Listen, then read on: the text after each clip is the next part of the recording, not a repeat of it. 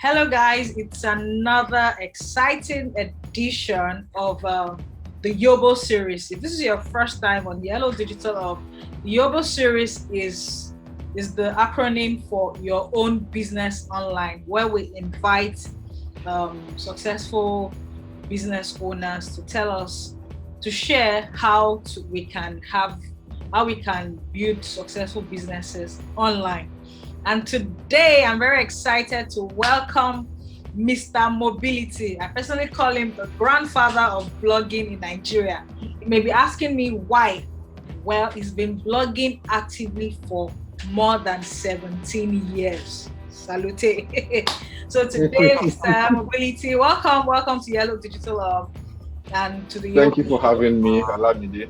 And today, Mr. Mobility will be talking to us about how to start a successful and profitable blogging business. Is it possible? Well, we'll find out. If this is your first time, please make sure you click the subscribe button and turn on the notification bell so you'll be the first to know when I share another exciting video. So without further ado, let's dig in and get started with Mr. Mobility. Hello, Mr. Mo. Hi. So before we get started, Mr. Mo, can you please introduce yourself? Who is Mr. Mobility? Okay, who is Yomi Adegboye, aka Mr. Mobility? Hello, viewers. My name is Yomi Adegboye. Those who follow my work in blogging call me Mr. Mobility or Mr. Mo, which is because many years ago, quite a while before blogging became cool, I started a blog called Mobility Arena, which quickly grew to become the foremost mobile review website on the African continent.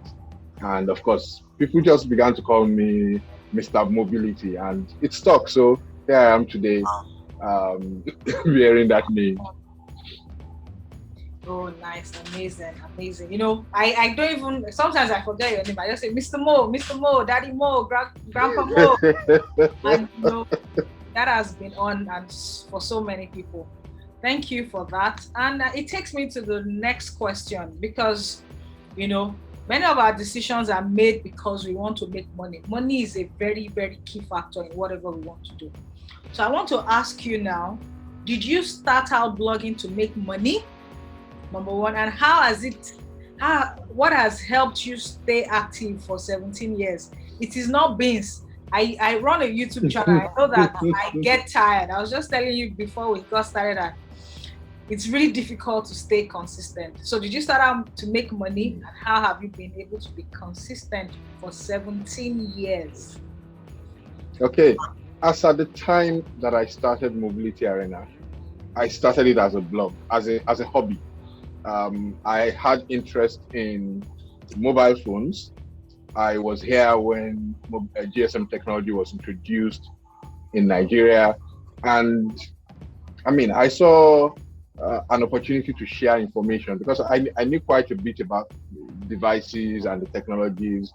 So I saw an opportunity to share information with like-minded people.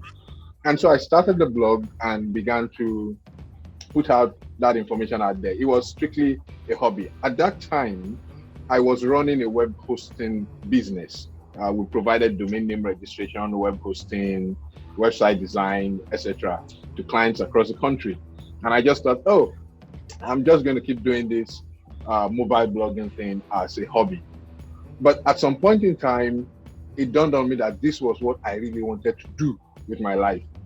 And so I sold the web hosting company and then began to transition what was a hobby into a business. It was a tough process.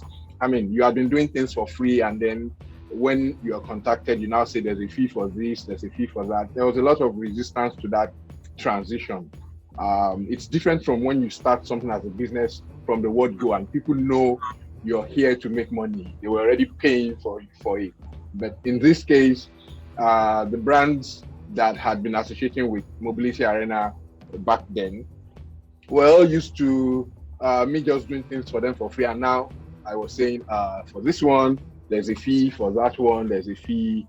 This one is free, the transition did happen over a period of years. It was tough, but we pulled it off, and we're still here today. What has kept me over the years? I hate to sound like one of those popular things people say, but the answer for me, I mean, it might not be for everybody else. The answer for me is passion. I started this blog because I had a passion for mobile phones. I had my first handheld device as a teenager. My dad used to get those things as gifts. He was in the corporate world, and every year he would come home with either a Scion palm top or a Casio palm top. So I was introduced to handheld devices very early in life, and it was a passion thing for me. I got in strictly on passion, and it is passion that has kept me going. I intend to do this till I die, and I think it's possible. I mean, all of that has been equal. I'm going to be here for quite a number of decades before I kick the bucket. Amen. I say amen to that, because I mean, we've seen the different evolution of Mr. Mo, so there's still more to say. So yeah, we're here with us, for longer. And this brings me to the next question, Mr. Mo. You passion has kept you till now, but you didn't mention during your transition process if you actually loved to write, because I know that blogging has a lot to do with being able to write, tell stories, and put words together. So, but you were only passionate about gadgets. Okay. So how did writing come in? Because I mean, I'm passionate about speaking and all of that, but making video, the process of making videos or even editing videos doesn't excite me. I just want to talk. So how are you able to bring your passion for gadgets, together with you having to write all the time? Okay. So what's the correlation between the two and how you have stayed consistent? There was an omission on my part. When I said passion, I mentioned only passion for mobile phones. Yes. But I also have a passion for writing. I got started in writing so early that by JSS 3, I was already submitting manuscripts to Macmillan, to a number of publishers in Lagos back then. I had my first newspaper article published, I think it was in JS3 as well. I have been writing for decades. Back in secondary school, I was in the press club. I was always writing. I wrote news for school assembly. I also read news on the school assembly. So you could say that I had a background in media already. It was an informal background. I was a science student, but I was gifted naturally with things that inclined me towards the media. I'm a great speaker. I'm a great writer. I act well. I play musical instruments, So the passion that I had was a combination of a passion for mobile devices and for writing. And that unique combination, to be honest, it's not a combination that is common. That unique combination made it very easy for me to power to the forefront. There were not a lot of tech bloggers. I think I was, if there was any other tech blogger that came before me in Nigeria, maybe, I don't know, but they might exist. But to the best of my knowledge, I was the first. And it was easy to stay at the forefront and maintain that leadership because of that combination of passions and skills. There are some individuals who know the mobile phone subject very well, but are not as good writers as I am. There are some who are better writers than I am, but do not know the subject of mobile phones as much as I do. So that unique combination for me, has given me a vantage point that has led to this success that we're talking about today.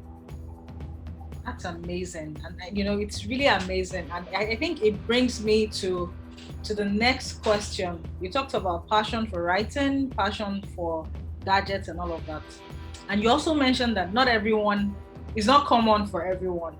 So I'd like to know, for someone who wants to approach the business of blogging, and yeah, you're not such a great writer, and then but you want to do this thing, you want to make a living out of it, you see potential in it, you have a passion maybe for photography or small businesses, and you want to write about small businesses or accounting and all of that. How do you think they should approach, you know, blogging as a business? Okay. Um, Blogging as a business is quite different from blogging as a hobby. You could actually start a blogging business without being a writer yourself, right? The key thing about starting a business is that you do not have to have the skills. How do I put this? You do not have to be the one doing the work.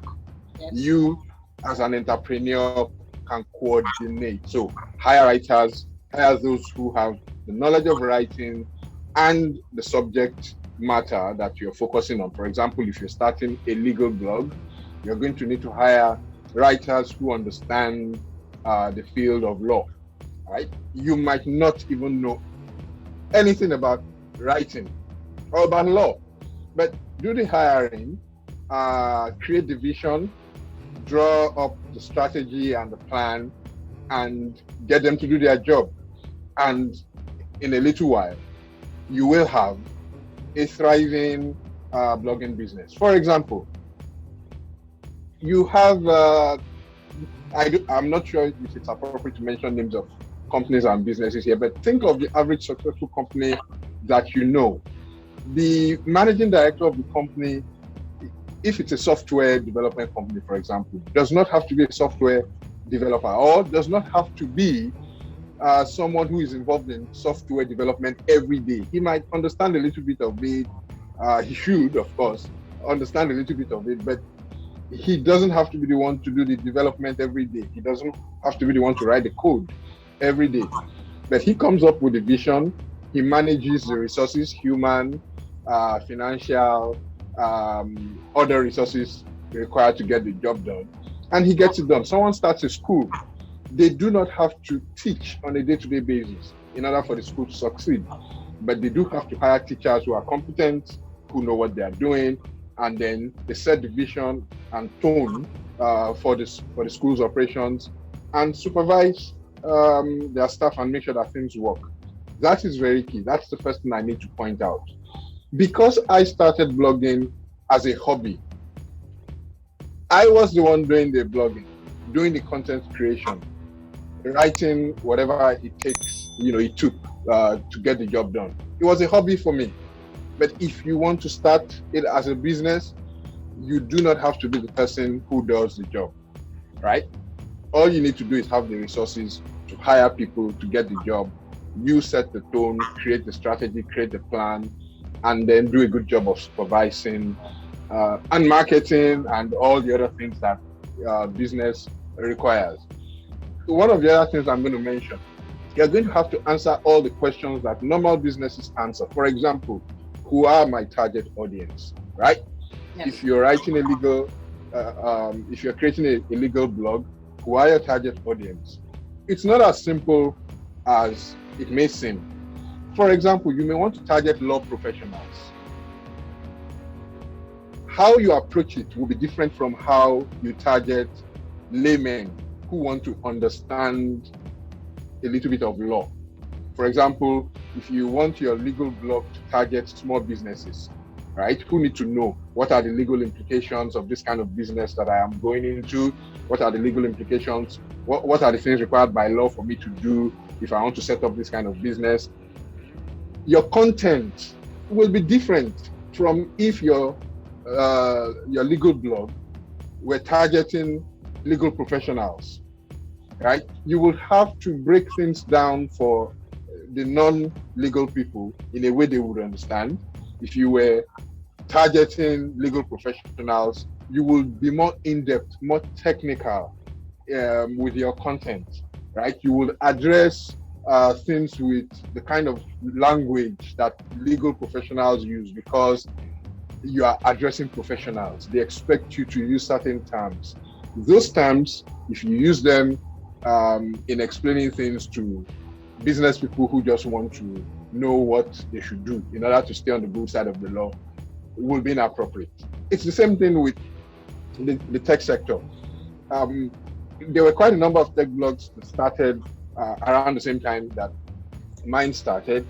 They were very technical. They were addressing things from a highly technical standpoint. Unfortunately, you're going to lose non-technical people. So if you start a tech blog that's targeted at telecoms engineers, for example, it would be appropriate to talk about how GPRS and 3G are packet data, but to the person on the street who just wants to use their smartphone, what's packet data? What is circuit switch data? Circuit switch data is dial-up internet, but you don't want to use that term when your blog is targeting the average person on the street. You want to say dial-up. Oh, dial-up. Oh, you were saying circuit switch data. I don't understand that one, but dial-up. Okay, I understand dial-up. If you say packet data, they are wondering what's packet data. If you begin to talk about all the technical terms, you're going to lose them as well. So who are your target audience? That will inform the kind of content that you create. How large is this target market, right? That will also inform some of the decisions you will make, because you want to make money. If the target audience is small, are there factors present that will allow you to charge the kind of money that will result in profit for such a small market size? If the target market is wide, okay, how do I structure products and services that I can sell to the widest number, to the largest number of people at a comfortable price, so that my margin is built from large numbers?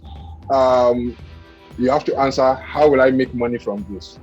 Blogging is one of those businesses that you don't make money directly from what you do. In other words, writing is not what makes the money. Publishing the blog post is not what makes the money. Mm-hmm. If you are selling shoes, selling the shoes is what gives you the money.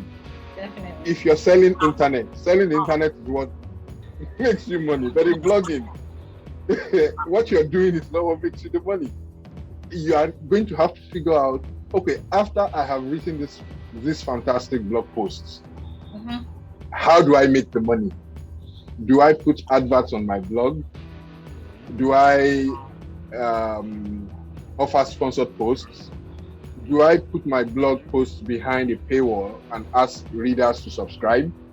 You are going to have to figure that out. Do I sell a product? So if I'm running a smartphone blog, maybe I partner with one of the smartphone brands and say, can we help you sell your products on this blog? Give us a discounted rate, blah, blah, blah. And then I start, selling their products. Yeah. Okay, that's an option too. Do I say, okay, this knowledge that I have, I can teach you more in-depth things about mobile technology if you attend my seminar for 10,000 naira or 20,000 naira. That's an option. But you have to figure out how you're going to make money. After doing all the hard work, you are not going to make money unless you figure out exactly what to sell and what to offer. So, I think we have to pause you now and round up this part of the video, and then we continue the second part, because, Mr. Mo has so much to share. In this second part of the video, that means you have to watch the concluding part of this video to know what next, how you can staff for your business, how you can, he has made mention of your target audience and all of that. How Mr. Mo is going to share in total. Let me use the that word.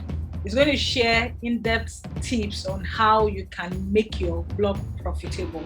So thank you so much, Mr. Mo. In the second part of the video, you're going to talk about hiring, staff and all of that, how to figure out all of these things. Thanks for joining us. And then make sure you click the subscribe button and turn on the notification bell so you'll be the first to know when we upload this second part of the video, about blogging for business with Mr. Mobility with you.